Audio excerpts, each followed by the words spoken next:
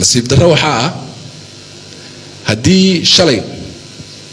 ciidamada xoogga dalka Soomaaliyeed booliiska Soomaaliyeed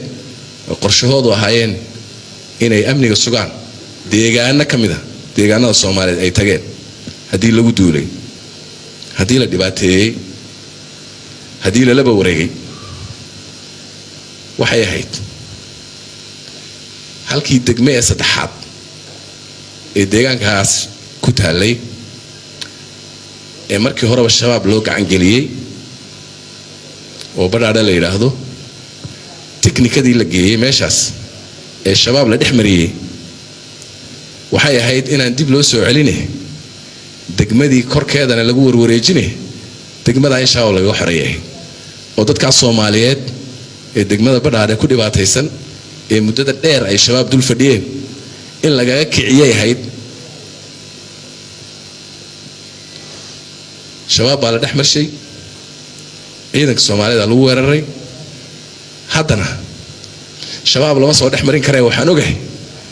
in badda la soo marinayo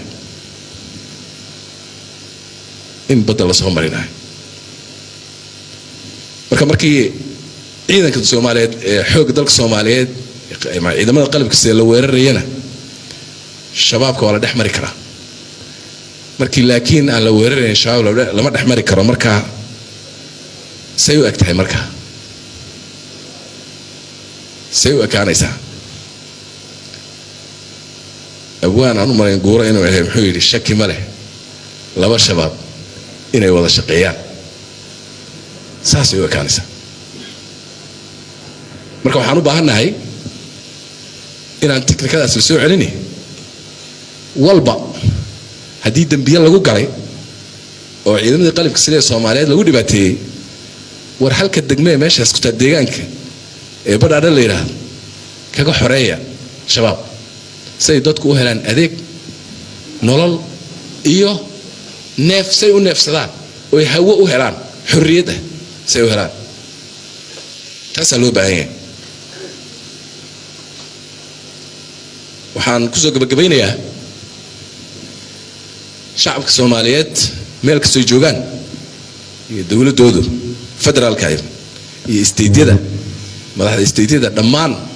waxa waajib inaga saaran yahay inaan u heelino garab istaagno walaalaheena ciidamada geesiyaasha ee sharafta leh ee reer Puntland iyo shacabka reer Puntland ee dagaalka kula jira Daesh waanu hambalyeeynaa mar kale waxaan leeyahay geesiyaal baa tihiin runtii dawladda Soomaaliyeedna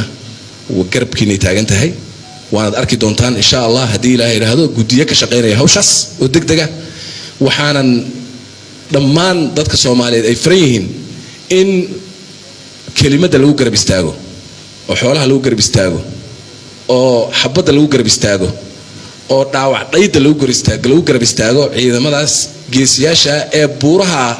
Tooraboro di Afghanistan oo kala ee aadka u dhaadheer kula dagaalamaya nimankaas ee maalinba gudba ka saaraya waxaan leeyahay geesiyaal baa tihiin waadna mahadsantihiin mar kale taliye adiga iyo